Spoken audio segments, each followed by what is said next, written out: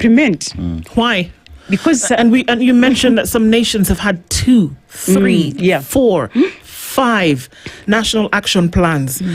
How do you get to number 5 of your national action plan and the first one you've not completed? Why are we not able to complete even the plan, and that you can get to the 5th one and the first one is incomplete? No. I think they carry them over because they have exactly. So it's not completed because they have timelines.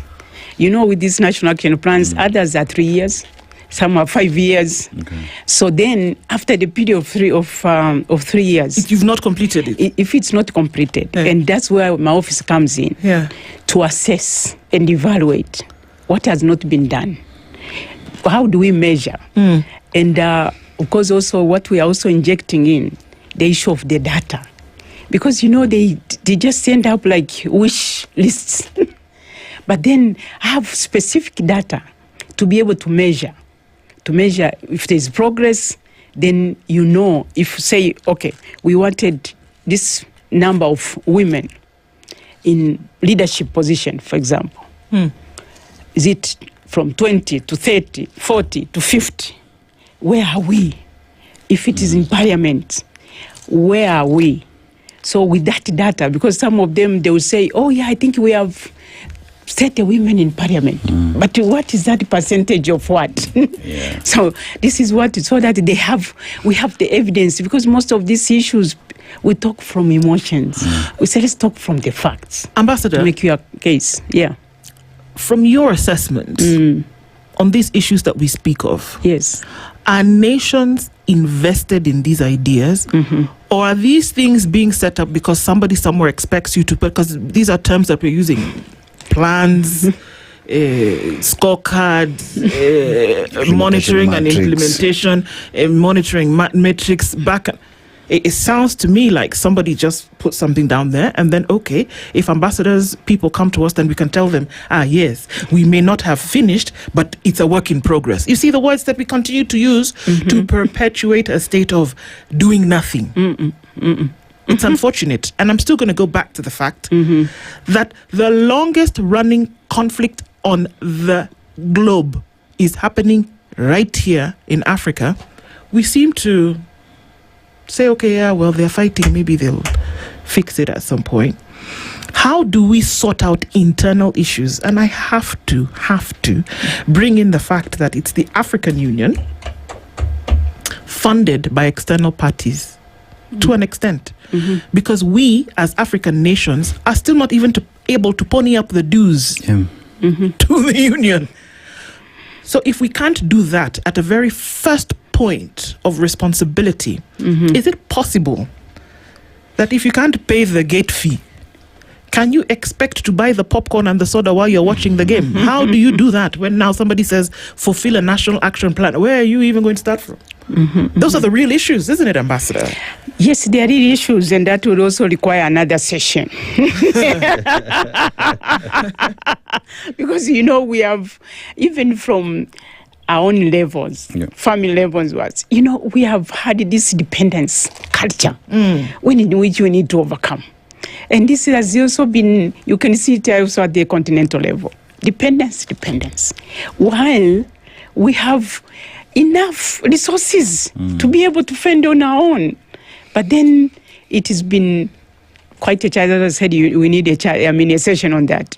But let me also say that, and maybe also correct you, Sudan, of course, is a very serious, it's a very dire situation. But it's not the long existing conflicts in Africa. We still have DRC. Don't forget. It's the longest. We have been dealing with DRC process. Don't even let me get started about DRC, because it's like we just, allow anything, martial law to just continue, and we have conversations about how we are letting external powers still come in, and questions about where the AU has been, where NAT has been concerned. My point here is, and I don't think we can leave it to another session, Ambassador, that the things that we are talking about, if we cannot deal with the details of certain things, how are we then going to be able to deal with the big ones? Because here we are saying the DR Congo, for example, everybody's touting. We said the richest easily the richest country in the world with the national resources. Everybody is there. Yeah. Its sovereignty has been tossed to the side because people want to come and then control its resources, and then they say that they're friends of the DR Congo. No. Yeah. But then we have an African Union who is then supposed to be a referee in a lot of these cases. Yes. Telling us about scorecards. No. Let me say, in all these conflicts, the African Union, after in fact we adopted this principle of African problems, African solutions. Yeah. African Union has assumed the responsibility because in most of these peace processes, they are all African Union led. And in Sudan, for example, my office was in Sudan. We have this, what we call solidarity peace missions. Yeah.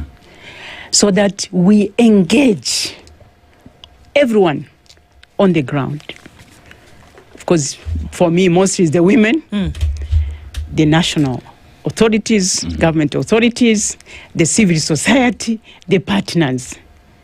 But you can see when you are on the ground, one, there are these fragmented initiatives. I don't blame it, of course, I don't blame it to the donors, development partner, but they contribute to this fragmentation. Oh, absolutely. Because they support this small project here, another project here. And what. Many would say that it's a modus operandi to keep it that way, actually, if we want to be honest.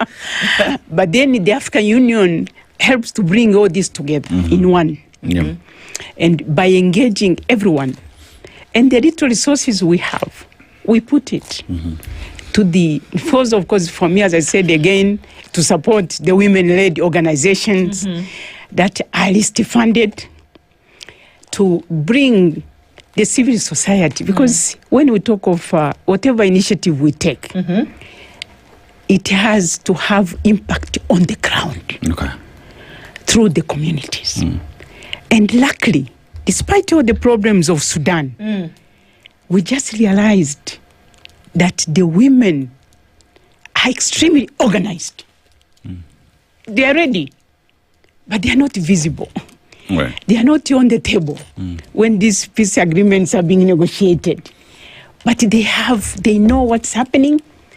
They have actually the solutions. So for me, my job is to bring these voices and the lived experiences